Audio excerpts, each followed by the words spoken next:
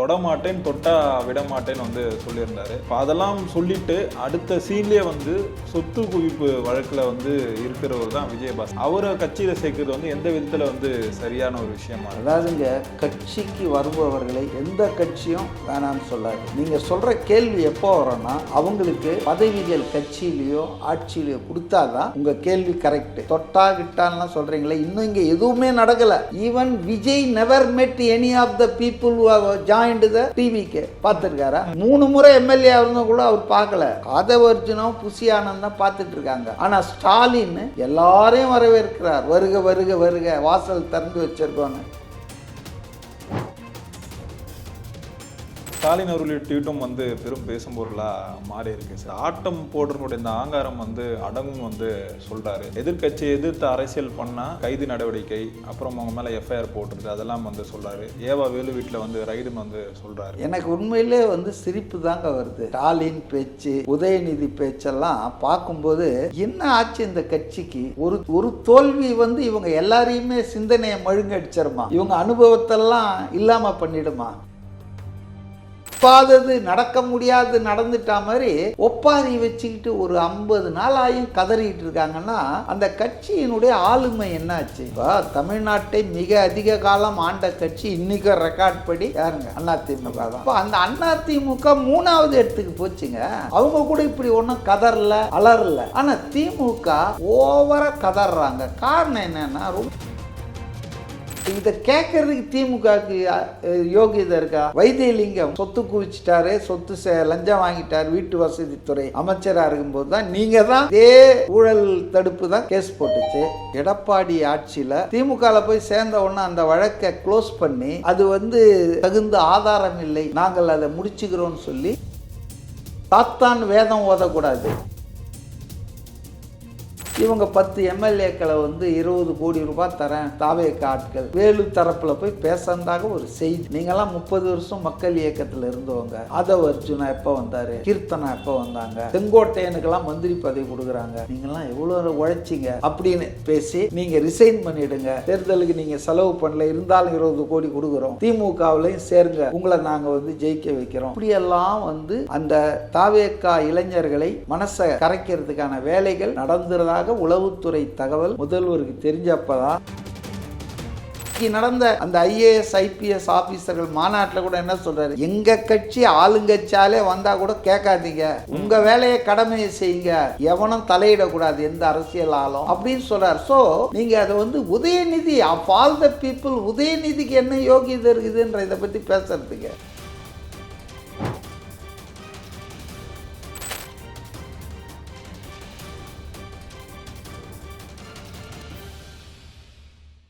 Holidays nale adu namma GT Holidays da. GT Holidays, South India's #1 travel brand. You know you are special when you're with GT Holidays. Sir வணக்கம் sir. வணக்கம். எப்படி sir இருக்கீங்க? நல்லா இருக்கேன். Super sir. எதிர்கட்சி தலைவர் உதயநிதி ஸ்டாலின் ட்வீட்லேருந்தே ஆரம்பிக்கிறேன். மற்றொரு நாள் மற்றொரு ராஜினாமா. இந்த சோபா மாடல் ஆட்சி அமைந்ததுக்கப்புறம் அதிமுகவில் வந்து 6வது எம்எல்ஏ வந்து கரூரை சேர்ந்த விஜயபாஸ்கர் வந்து ராஜினாமா பண்ணியிருக்காரு அப்படின்னு சொல்லிட்டு உதயநிதி ஸ்டாலின் அவர்கள் வந்து இந்த ட்வீட்டை வந்து போட்டிருக்காரு. ஆளும் கட்சி எந்த அளவுக்கு ஒரு எக்ஸ்ட்ரீமாக போய் ஆள் பிடிக்கும்ன்றத வந்து இது வந்து மக்களுக்கு வந்து காட்டுது, தமிழ்நாட்டு மக்களுக்கு செய்கிற ஒரு துரோகம்னு வந்து சொல்கிறாரு. இந்த விஷயத்தை எப்படி பார்க்குறீங்க? அடுத்தடுத்த இதுலேயே கேள்விகள் இருக்குது, முதல்ல இந்த விஷயத்தை எப்படி பார்க்குறீங்க? இல்லை, எனக்கு என்ன புரியலன்னா, இப்போ திமுகலேருந்து யாராவது எம்எல்ஏங்க ராஜினாமா பண்ணுறாங்களா? In what way mister Udhayanidhi Stalin is affected? அங்கேருந்து தான் நம்ம தொடங்கணும். Okay okay. ஏன் இப்படி இந்த புலம்புறாரு? எப்போ பார்த்தாலும் சோஃபா மாடல்ன்றாரு. இந்த எம்எல்ஏங்களும் சோஃபா வாங்கிட்டாங்களா? அதாவதுங்க, ஒரு விஷயத்தை நம்ம முன்வைக்கும்போது அதுக்கு ஒரு நியாயம் இருக்கணும், ஒரு காரணம் இருக்கணும். அதாவது திமுக ஆட்சியில் எத்தனை தடவை அதிமுக எம்எல்ஏக்களை ராஜினாமா பண்ண வச்சு அவங்க வந்து திமுகவில் போட்டியிட வச்சு ஜெயிக்க வச்சு சேர்த்துக்கிட்டு இருக்காங்க. உதாரணத்துக்கு அனிதா ராதாகிருஷ்ணன், கம்பத்தில் ராமகிருஷ்ணன். ஸோ நீங்கள் பண்ண வேலையை அது அப்போ வந்து ரொம்ப அரசியல், மதிநுட்பம், சாணக்கியம். ஆனால் அதை இவர் பண்ணுறாருன்னு நான் சொல்ல.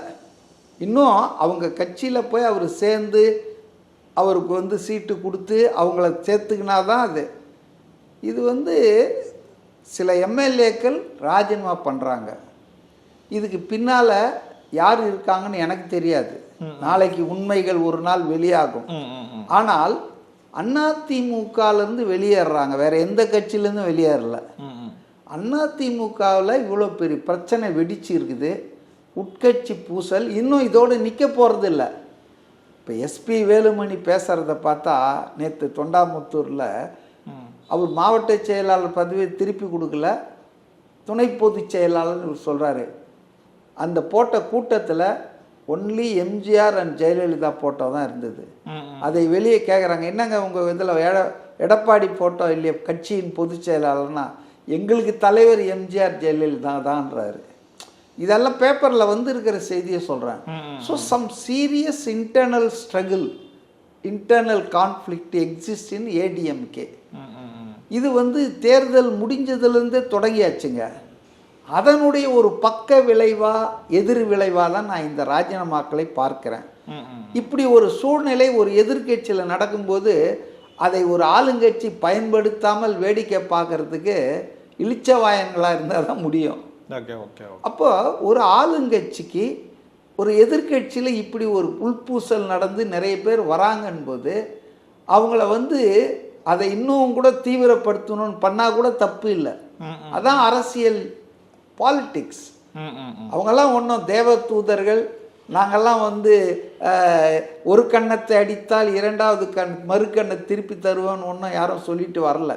இன் பாலிட்டிக்ஸ் எவ்ரிதிங் இஸ் ஃபேர். புரியுதுங்களா?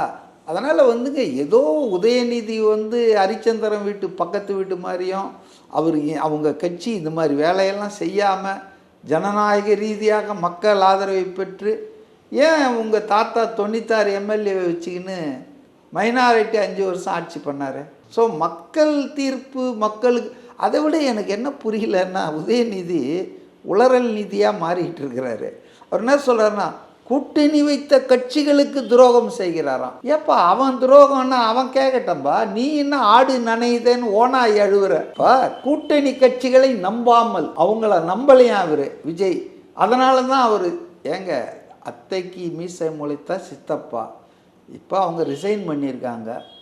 இது ஒன்றும் ஒரு யாரும் இவங்கெல்லாம் திரும்ப சீட்டு வாங்கி ஜெயிச்சு திரும்ப வருவாங்கன்றதை உறுதி சொல்ல முடியாது. ஏதாவது கேரண்டி இருக்காங்க? புரியுது. அப்படி இருக்கும்போது ஒரே கணக்கு அவங்கள சேர்த்துக்கிறாராம், மெஜாரிட்டி அதில் வந்துருமா? இல்லை சார், இப்போ அதிமுகலேருந்து எத்தனை எம்எல்ஏக்கள் வேணால் தவைகளை வந்து சேரட்டும், அது வந்து ஒரு கட்சியோட நிலைப்பாடு. அதை நம்ம தப்பு. ஏங்க ஒரு கட்சியில் பிரச்சனை இருக்குது, அதுலேருந்து வெளியே வராங்க. வெளியே வர்றவங்களுக்கு தாவேக்கா ஒரு நட்பு சக்தியாக இருக்குதுங்க. இல்லை சார், இப்போ அதில் வந்து பகை சக்தியாக திமுக இருக்கு. வெளியே வர்றவன் பின்ன எதில் சேருவான்? ஒரு ஃப்ரெண்ட்லியாக எம்ஜிஆரை போட்டிருக்கிற, ஜெயலலிதா அண்ணாவெல்லாம் வந்து வாழ்த்துகிற எடப்பாடியை மட்டும்தான் எதிர்க்கிறார்கள். அப்போ ரெண்டாவது திமுகவை வீழ்த்தணுன்றது தானேங்க அண்ணா திமுக காரன் ஒரிஜினல் எண்ணம். அதை இவர் செஞ்சிருக்காரு. இல்லை சார், இப்போ அதுலலாம் நம்ம எந்த ஒரு தப்புமே வந்து சொல்லலை சார். இப்போ தொட்டா விட மாட்டேன்னு அந்த இது ஒரு டைலாக் ஒன்று சொல்லியிருந்தார்ல சார், அது வந்து தொட மாட்டேன் தொட்டா விட மாட்டேன்னு வந்து சொல்லியிருந்தாரு. இப்போ அதெல்லாம் சொல்லிட்டு அடுத்த சீன்லேயே வந்து சொத்து குவிப்பு வழக்கில் வந்து இருக்கிறவர் தான் விஜயபாஸ்கர். அவரை கட்சியில் சேர்க்கறது வந்து எந்த விதத்தில் வந்து சரியான ஒரு விஷயமா? அதாவதுங்க, கட்சிக்கு வருபவர்களை எந்த கட்சியும் வேணான்னு சொல்லாது. நீங்கள் சொல்கிற கேள்வி எப்போ வரோன்னா, அவங்களுக்கு பதவிகள் கட்சியிலையோ ஆட்சியிலையோ கொடுத்தாதான் உங்கள் கேள்வி கரெக்டு. மற்றபடி கட்சிக்கு வரேன்னு சொல்கிறவனை கதவை அடைக்க முடியாது.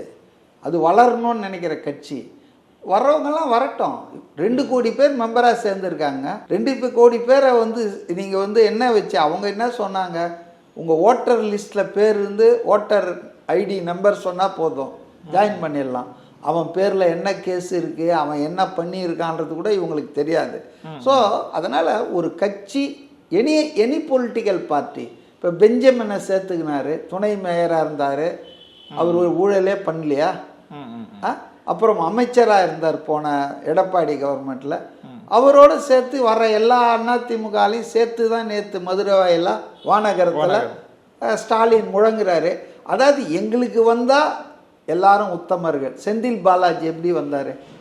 அண்ணா திமுகவில் நீங்கள் தொட்டா கிட்டான்லாம் சொல்கிறீங்களே, இன்னும் இங்கே எதுவுமே நடக்கலை. 2 கோடி பேர் மெம்பராக சேர்ந்துருக்காங்க. 2 கோடி பேரை வந்து நீங்கள் வந்து என்ன வச்சு, அவங்க என்ன பண்ணியிருக்கான்றதை கூட இவங்களுக்கு தெரியாது. ஸோ அதனால் ஒரு கட்சி எனி பொலிட்டிக்கல் பார்ட்டி, இப்போ பெஞ்சமினை சேர்த்துக்கினாரு, துணை மேயராக இருந்தார், அவர் ஒரு ஊழலே பண்ணலையா? Even Vijay never met any of the people who have joined the டிவிக்கு பார்த்துருக்காரா? 3 முறை எம்எல்ஏ இருந்தும் கூட அவர் பார்க்கல. ஆதவர்ஜுனும் புசி ஆனந்தான் பார்த்துட்டு இருக்காங்க. அப்படி யாராவது சொல்ல. ஆனால் ஸ்டாலின் எல்லாரையும் வரவேற்கிறார். வருக வருக வருக, வாசல் திறந்து வச்சிருக்கோன்னு நேற்று கூட வரவேற்று எல்லாரையும் பேசுகிறாரு. ஸோ அதனால் செலக்டிவாக நீங்கள் சொல்லாதீங்க.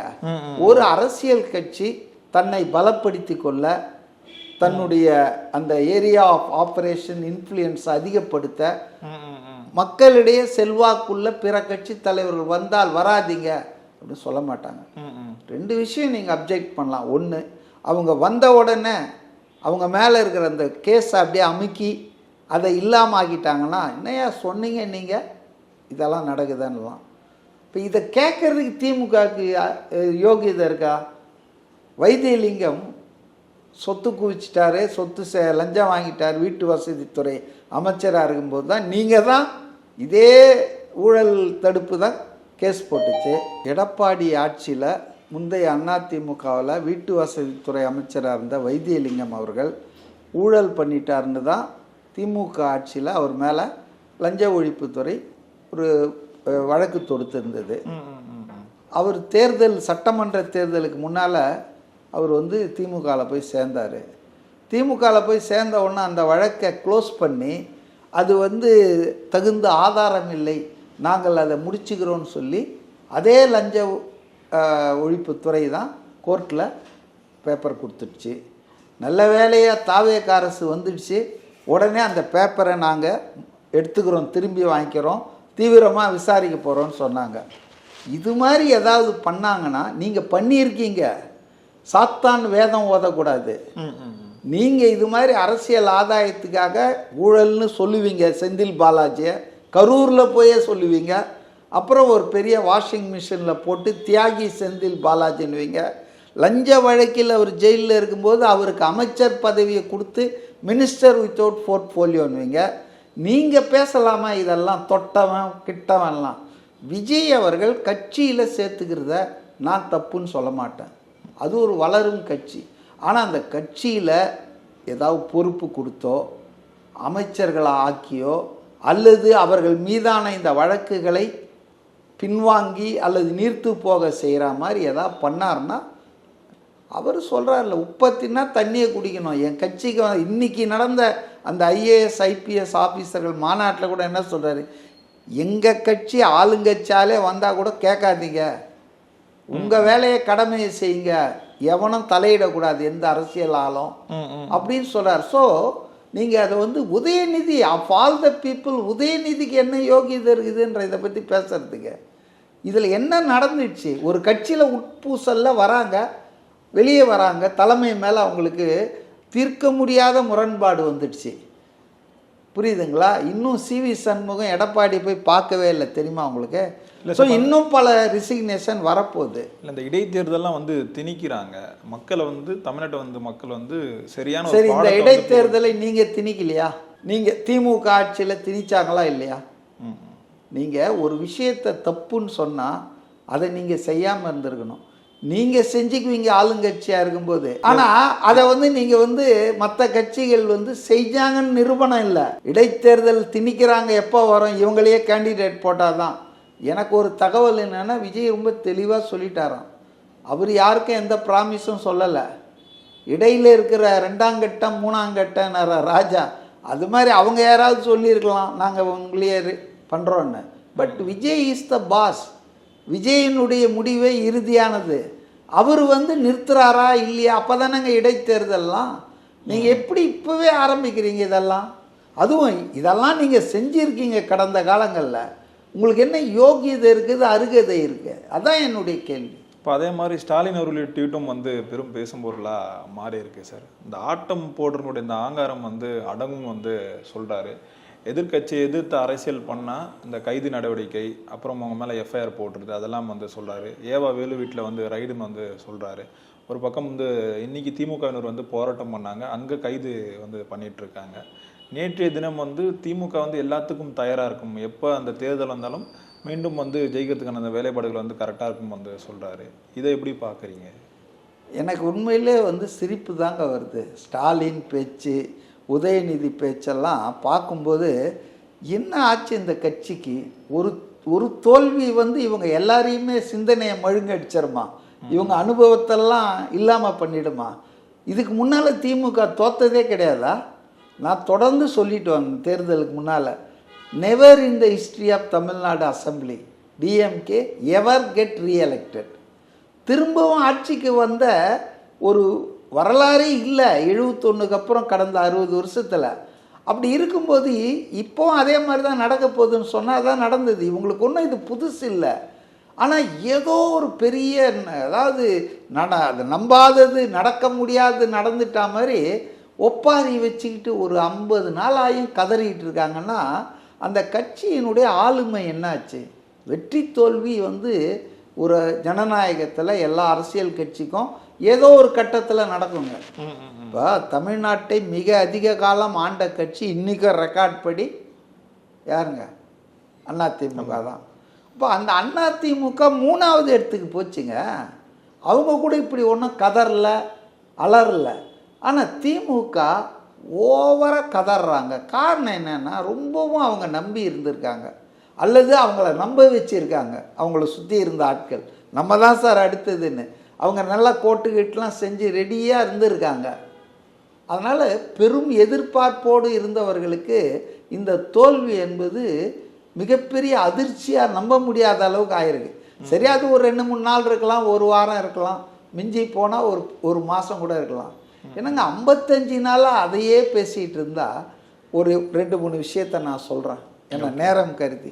ஒன்று என்னன்னா, 6 மாதம் கூட தாங்காது, 3 மாதத்திலும் தேர்தல் வரலாம், எப்போது வேண்டுமானாலும் தேர்தல் வரலாம், நம்மலாம் தயாராக இருக்கணுன்றாரு. சரி, இதுக்கு ஏதாவது வாய்ப்பு இருக்கா? தேர்தல் வரணும்னா இந்த ஆட்சி கவிழணும், இந்த ஆட்சி வந்து நம்பிக்கையில்லா தீர்மானத்தில் கவிழணும், இல்லை இந்த ஆட்சியை ரிசைன் பண்ணிடணும், அவங்களே கூட கலைச்சிடணும், இல்லை மத்திய அரசு இவங்களை கலைக்கணும். இப்போ இது ஏதாவது ஒரு வாய்ப்பு இருக்கா? இதுக்கு வாய்ப்பே இல்லை. அப்புறம் தேர்தல் வந்துடும் அப்படின்னு சொல்கிறது உங்கள் ஆசை, உங்கள் விஷ். இல்லை, ஒருவேளை அதுக்கான வேலைகள் வந்து பின்னாடி நடத்திட்டு இருக்காங்களோ? ஏங்க நடத்தாமல் இருப்பாங்களாங்க? நடத்தினா நான் தப்புன்னு சொல்ல மாட்டேன். ஆட்சி கவிழ்ப்பு என்பதும் ஏங்க ஒரு அரசாங்கத்தை நிலை இல்லாமல் செய்வது, அரசாங்கத்தை நிலை குலைய செய்வது, இதெல்லாம் வந்து எதிர்கட்சி செய்கிறது தானே. அதாவது நார்மலாக செய்யக்கூடாது. மக்கள் தீர்ப்பை மதிக்கணும். மக்கள் நம்மளை ஆட்சியிலேருந்து அகற்றியிருக்காங்க, ஆளும் கட்சியாக இருந்தது எதிர்கட்சியாக மாற்றியிருக்காங்க. அடுத்த முதல்வர்னு சொன்னவரை சட்டசபை கூட போகாத அளவுக்கு பண்ணியிருக்காங்க. அப்போ இந்த தீர்ப்பை நான் மனசில் வாங்கி ஏன் மக்கள் நம்மளை தண்டிச்சாங்கன்னு அதை வந்து ஆய்வு பண்ணி நம்ம தவறுகளை எல்லாம் திருத்திக்கிட்டதில் கவனம் செலுத்தணும்னா எப்போதும் இப்படி இருக்காது. நாளைக்கு மக்கள் மனசு மாறும். அதை செய்யாமல் இந்த ஆட்சி கவுந்துரும், இந்த ஆட்சி கவுந்துரும்னு ஏதோ ஜபம் பண்ணிகிட்டு இருக்காங்க. ஏதாவது யாகங்க நடத்துகிறாங்களா என்னன்னு தெரியல, இல்லை மாந்திரிகர்கள்கிட்ட போய் கேரளா மந்திரவாதிகிட்ட இந்த ஆட்சி கவுந்துரும்னு சொல்லிட்டு இருக்காங்க. What is the scope? ஒரு 3 சூழ்நிலை, அகச்சூழ்நிலை, புறச்சூழ்நிலை. இன்னைக்கு வந்துங்க தாவேக்காலேருந்து எனக்கு ஒரு தகவல் வந்தது. தாவேக்காலேருந்து ஒரு குறைந்தது 10 எம்எல்ஏக்களை ராஜினாமா செய்ய வைக்கணும். ஏன்னா இது இப்போ எப்படின்னா பழைய மாதிரி இல்லைங்க, கட்சித்தாவல் தடை சட்டம் குறுக்க நிற்கிது. இப்போ வந்து 10 பேர் வந்தால் அவங்க பதவியை இழந்துருவாங்க, எம்எல்ஏவாக இருக்க முடியாது. ஆனால் திமுகவுக்கு வந்தால் உடனே ஆட்சி அமைச்சிருவாங்களே திமுக. 2 பேர் அதிமுக திமுக 2 பேர் சேர்ந்தே ஒன்றும் பண்ண முடியல. ஸோ இந்த மக்கள் தீர்ப்பு என்பது ரொம்ப ஃப்ராக்சர்டு மேண்டேட்டுங்க. இதை வச்சுக்கிட்டு ஒன்றுமே பண்ண முடியாது. அப்படி இருக்கும்போது இவங்க 10 எம்எல்ஏக்களை வந்து 20 கோடி ரூபாய் தரேன் தாவேக்க ஆட்கள் வேலு தரப்பில் போய் பேசுறதாக ஒரு செய்தி, நான் கன்ஃபார்ம் பண்ணல, ஆனால் ஒரு செய்தி உலா வருது. எந்த அடிப்படையிலன்னா, நீங்கள்லாம் 30 வருஷம் மக்கள் இயக்கத்தில் இருந்தவங்க, ஆதவ் அர்ஜுனா எப்போ வந்தார், கீர்த்தனா எப்போ வந்தாங்க, செங்கோட்டையனுக்கெல்லாம் மந்திரி பதவி கொடுக்குறாங்க, நீங்கள்லாம் எவ்வளோ உழைச்சிங்க அப்படின்னு பேசி நீங்கள் ரிசைன் பண்ணிவிடுங்க, தேர்தலுக்கு நீங்கள் செலவு பண்ணல, இருந்தாலும் 20 கோடி கொடுக்குறோம், திமுகவிலையும் சேருங்க, உங்களை நாங்கள் வந்து ஜெயிக்க வைக்கிறோம், இப்படியெல்லாம் வந்து அந்த தாவேக்கா இளைஞர்களை மனசை கரைக்கிறதுக்கான வேலைகள் நடந்துறதாக உளவுத்துறை தகவல் முதல்வருக்கு தெரிஞ்சப்போ தான் ஏவாவேலுக்கு ஒரு படம் காட்டணும்னு தான் இப்போ காட்டியிருக்காங்க. இந்த கம்ப்ளைண்ட் 22லேருந்து அறப்போர் இயக்கம் 22 கொடுத்தது தான். திமுக ஆட்சி விசாரிச்சிருந்தா இன்றைக்கி ஏன் இந்த ஆட்சி விசாரணைக்கு போகுது? ஸோ அதனால் நத்திங் நியூ. இந்த ஆட்சியில் இவங்களை எதுவும் செய்யலைங்க. பொறுத்திருந்து பார்ப்போம் சார் என்ன நடக்குதுன்ட்டு. நேரம் கொடுத்தமைக்கு ரொம்ப நன்றிகள் சார். நன்றி.